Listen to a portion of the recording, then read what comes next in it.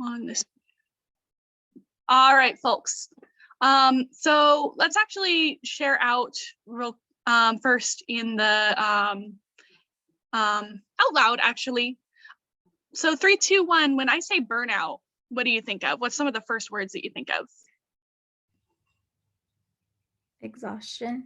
Exhaustion. Anything else? Tired. Yeah, that was one.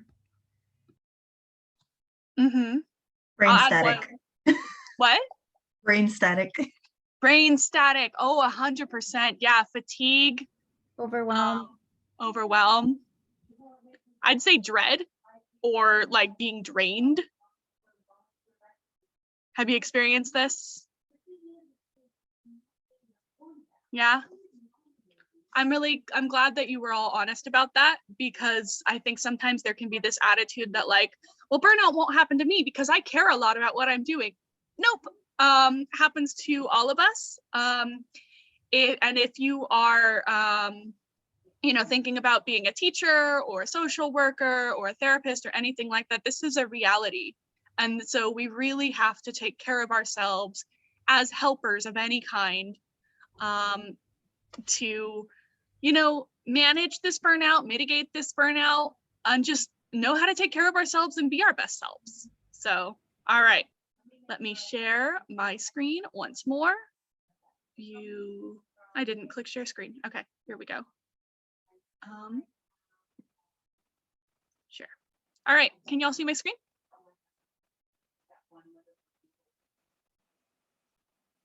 There we go. All right, so definition we're using kind of covers all of those points that we were talking about. Feelings overwhelmed to the point of exhaustion. And I like this bit because it's not only about the work that you're doing, but also the feelings that come with it, the worry or the frustration or the disappointment. It's when that, overwhelms you and all you can do is, put your head down at your desk or, get back from a session and crash. And I have been there 100% with tutoring as well. So feelings overwhelm to the point of exhaustion. It sounds like that resonates for a lot of folks. All right. What about compassion fatigue? Has anybody heard this term before? And go ahead and share out because I cannot see you because of where the screen is. No. You have not heard of compassion fatigue. Okay. Anyone else? No. It's more like when you want to have empathy for someone and everything that they're going through, but you've reached to this point of having to deal with everybody's problems and also your own to the point where you become numb. Mm-hmm. Who was that shared that? Was that Callan?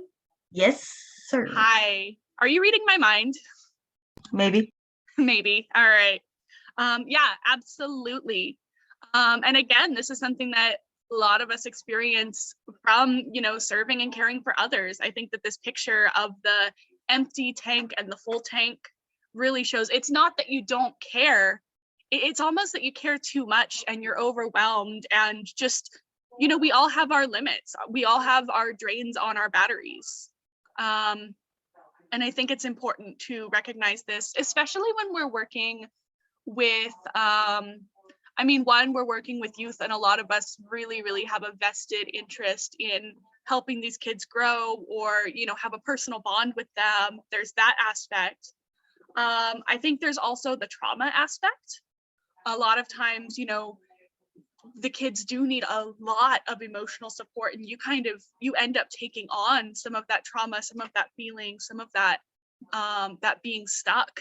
That can happen. And then I think the other factor that kind of plays into compassion fatigue, a lot of times, and I'm not going to call anyone out specifically, but a lot of those that I have spoken to, and myself included, the reason that we're drawn to this work of serving and caring for others can be partially because we did not get this kind of support and this kind of care. And so there's really this drive of like, well, I want it to be better for these kids. And I think that can increase all of the pressures that make us push ourselves harder, that contribute to this compassion fatigue, which is physical, emotional, and psychological. So you're affecting your body, your emotions, and your thinking with this. Any reactions to that so far? All right. I just have to say it's completely true now that I fully understand. Mm-hmm. And this is, like I said, it really does not mean, oh, I need to care more, or, oh, I'm not strong enough, I'm not resilient enough. It's not about that. It's about the fact that just like a gas tank, you know, it can be full and then at some point it's empty and it needs to be refilled. So yeah, with this compassion fatigue, there's also a lot of times this idea of like secondhand trauma or vicarious trauma, which is like, you know, picking up the stuff that other people are suffering with and kind of taking it on as putting it on all in your backpack, so to speak. So that can kind of go along with it. Symptoms of burnout.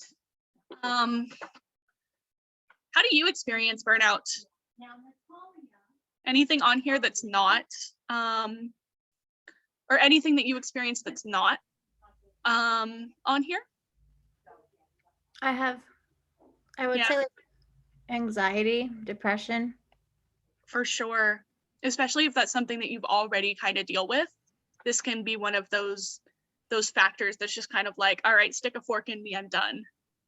Mm-hmm. Yeah. Things that I would add to this would be a lot of times when I'm burnt out, I get anxious and that makes me nauseous. So there can be kind of those physical elements as well, or like, oh, it messes up not just my sleeping, but my eating. And I think this one is really hard to talk about, I think, because we all are very caring people.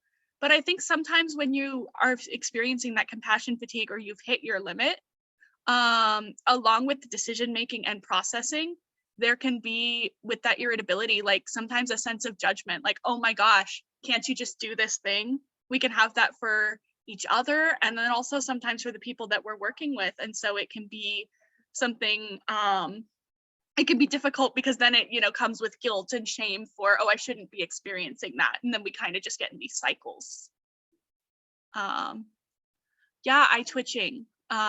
Something that I'm going to talk about in the next presentation is definitely going to be on like those involuntary ways that our bodies react. So yeah, we got sadness, confusion, extreme worry or fear, guilt, irritability, low energy, sleeping problems, memory, analytic skills, decision-making, organization, processing. And that's not just with work. I mean, when you're burnt out with work, it affects what you're doing at home, right? Yep. Yep. Mm-hmm. Like, oh my gosh, I can't make these decisions in, you know, that my parents or that my partner or whoever want me to deal with because I'm already, you know, all of my energy is focused on work.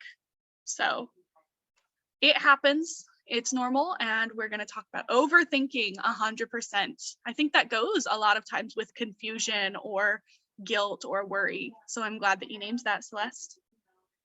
All right. So we all know the symptoms of burnout. We have gone through this to various extents. Let's see. So we have some solutions, and maybe they don't fix the situation that is causing the burnout. Maybe there are things that need to change and pieces that need to move. But here are some little things that we can do that help. So the first one would be boundaries. Really knowing your limits in terms of tasks and assignments, in terms of when you're, you know, work is when you're clocked in, and when you're not clocked in, you're not at work as much as you can help it. Those can be really, really big. I make a point, and even when I was a lead, I made a point of not checking my email over the weekend. Anything that happens, you know, that waits till Monday when I'm clocked in.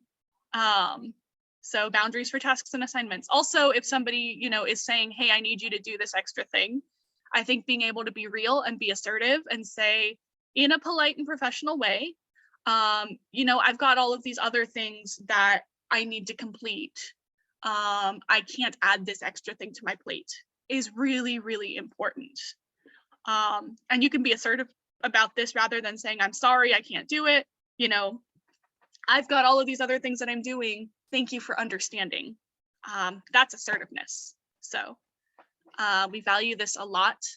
Boundaries for time, like I mentioned, weekend time should be for you. That should be being able to refill your fuel tank and rest and take the time that you need to. Let's see, boundaries, workplace friendships and relationships. Yeah, I mean, same thing. Being able to have your work not get caught up in your personal life and avoid the tangles between those, because sometimes you know, that can add an extra bit of drain to what you're going through. And boundaries for personal life. Sometimes things that are going on in our personal life can affect our work or distract us. And so being able to tell someone, you know, hey, as much as possible, I need to, you know, text me instead of calling me during work hours, things like that, because I got to be able to focus on this and then be able to switch gears. I'm wondering, does anybody have any other examples of boundaries that they set for themselves? Or any boundaries that they think they might need to set for themselves, which there's no shame in that. This is a learning process.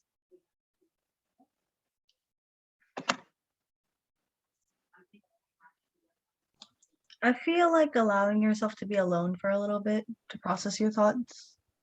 Mhm.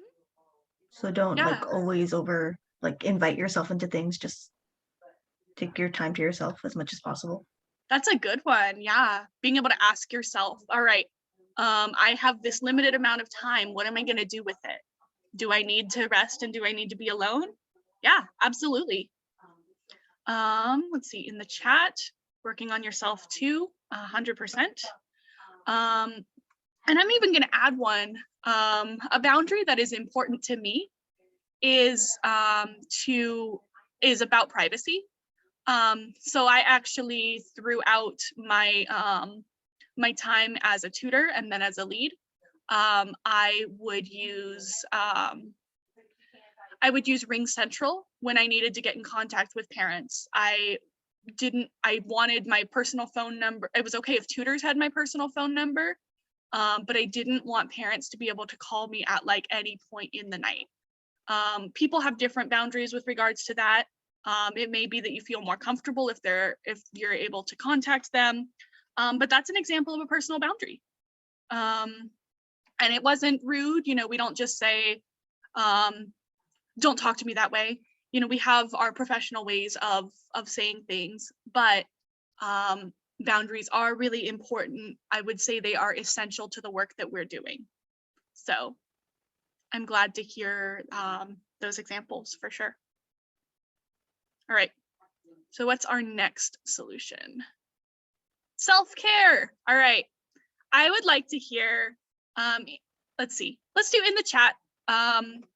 3, 2, 1, when you think of self-care, what do you think of?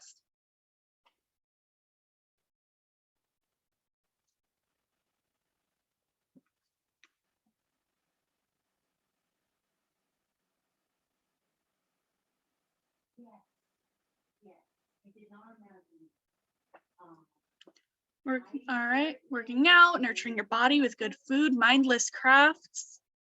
Is it truly mindless if you're getting something from it?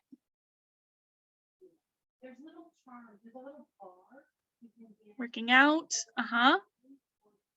let's see. One of my self-care tactics, let's see. Well, I talk to my chosen family, YouTube, you know, watching silly videos, watching music, sleeping. Yes. All right. I love these ideas. So, self-care is not selfish. I'm glad that it's becoming a little bit more, normalized. We hear a lot of talking about it in media. Self-care is so important. But again, kind of coming from that helping perspective, sometimes it's like, well, I can't take care of myself. Other people need me more. But you have to take care of yourself. You can't pour from an empty cup, is the metaphor that people often use. So the thing that we don't always talk about is that self-care takes a lot of different forms. And you need a balance of all of these different types. So someone mentioned, filling your body with good food. Yes, that would be a really good example of physical self-care. Same thing would be hydration, sleep, taking medication if you need medication, all of those physical needs. So I'm glad that you mentioned that. But apart from physical self-care, you also need to take care of yourself emotionally. What are some examples do you think of emotional self-care? Therapy? Yep, same. I also go to therapy. What are other examples of emotional self-care besides therapy?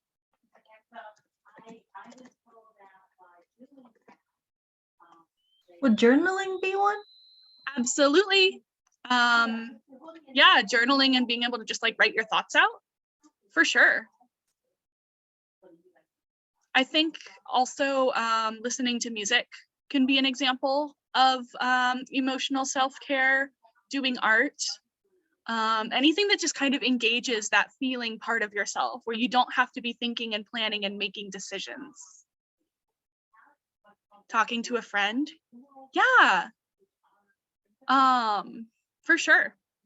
I think that there's a certain level of social interaction that we all need, even if you're an introvert. You need a certain level of social interaction and a certain level of alone time. And if you are past those thresholds too much or too little, that's when things get weird.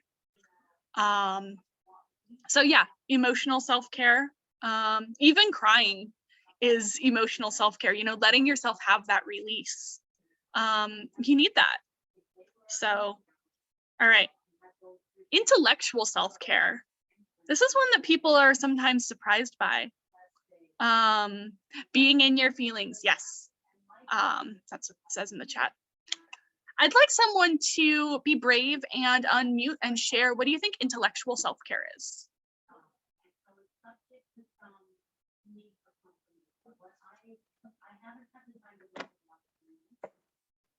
Gaining knowledge of ways to help you feel better.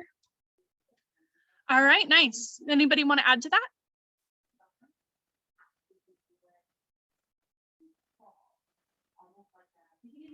Learning coping mechanisms and practicing them. For sure, that could be a piece of it. And we're going to go over some coping mechanisms that you can practice in our last section. Intellectual self-care is actually beyond both of those things too. It's just learning. It's just engaging your mind. I know for a fact when I was tutoring myself, there's only so much basic grammar and basic math and basic reading that you can do. And we're adults, we have our kind of learning needs too. And so being able to take care of yourself and learn and have something that you're curious about, whether it's a new skill, whether it's, listening to podcasts or reading, that's a part of your development as well. It can kind of be helpful. If you have this sort of simpler learning that you do with kids, and doing something more complicated for yourself and letting yourself be more than one thing is really powerful. Reading books, intellectual self-care. Yeah, for sure. And last would be spiritual self-care. A lot of times we talk about spiritual as what are your beliefs? A lot of times it gets tied in with faith and religion. That's not necessarily what it needs to be if that's not what resonates for you. It could be something as simple as having some time to yourself to be with your thoughts. It could be going out in nature. It could be, if religion is organized religion is a big part of your life, or spirituality is a big part of your life, keeping up that practice, because it does something for you. It gives you something, and you don't want that to fall by the wayside. Prayer, if that's something for you, meditation, if that's something for you. This looks different for everyone, but it is another one of those like realms of self-care that can help us. And we need a variety of these things, right? Like if you're only taking care of yourself physically, but not emotionally, like, yeah, that's technically self-care, but is there more to it as well? Let's see. One thing that I actually want to mention with this as well is that I think it's really important to find ways to build this even in the times that you're busy. It's good to use the weekend to pour back into yourself and have that be completely you time. But are there ways that you can bring physical self-care or intellectual self-care or spiritual self-care into your work days as well? Can anyone think of one of those that they might find helpful? Self-care in those small ways.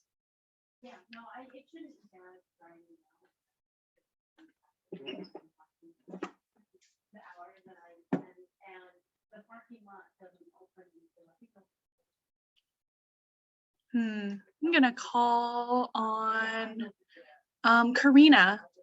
Can you share one way that you might build self-care into a busy day in one of these forms?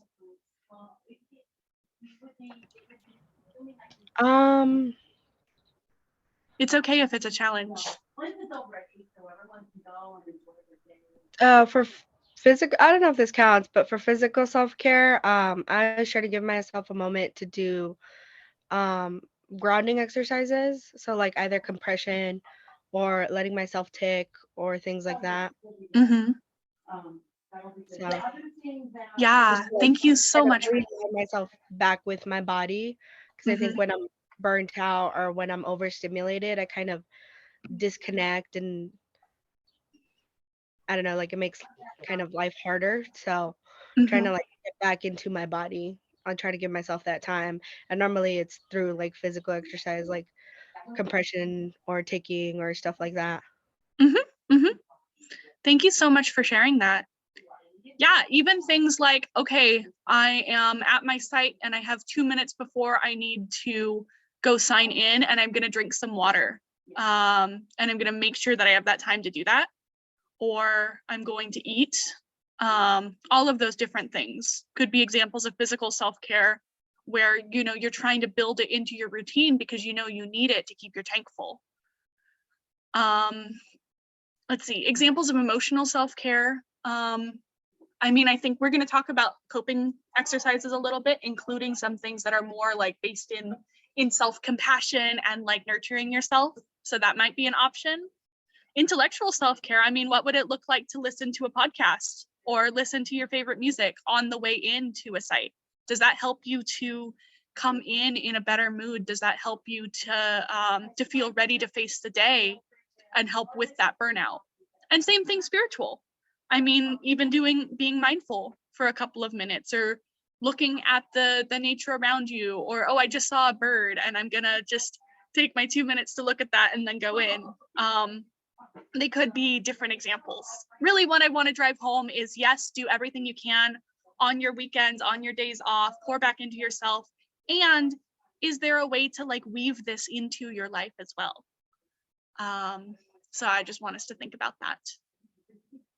Any thoughts, reactions, things you want to share?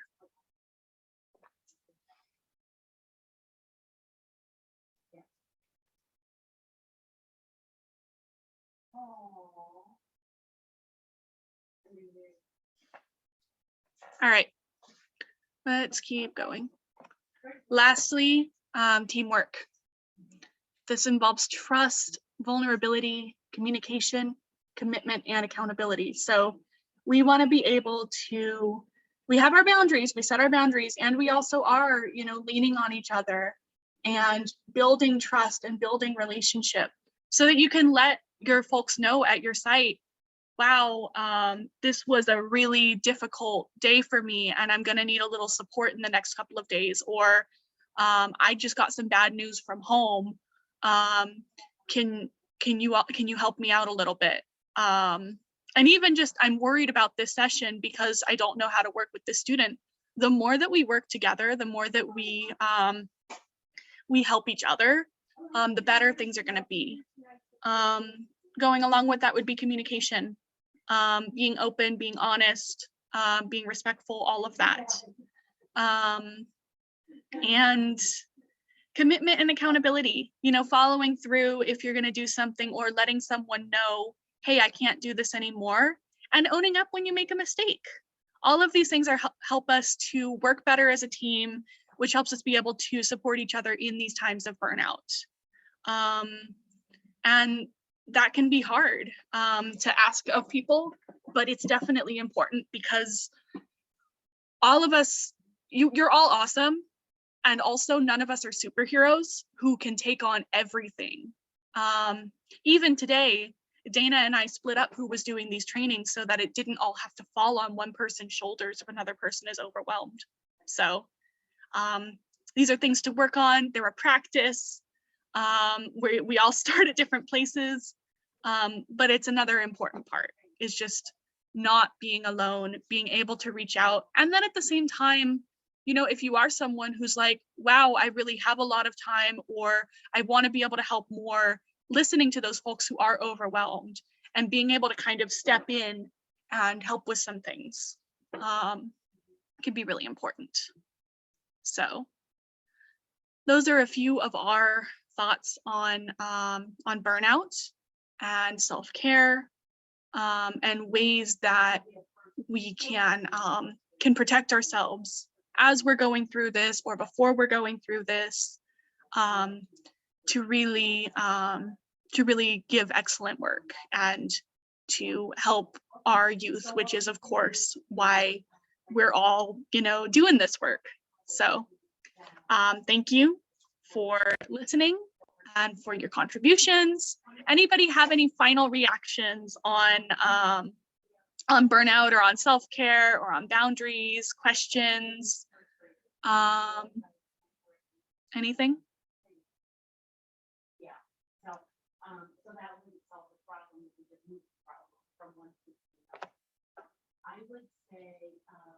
All right. I appreciate you all, and I want to say thank you for your time in coming to these trainings, because again, that is one of those things with boundaries, is like, hey, let's do this in the morning. That takes time, and I hope that you are able to take care of yourselves through the weekend. That really sounded like we're about to be done. We're not. We have one more topic. I can give you 2 minutes if you would like it, or we can go all the way through.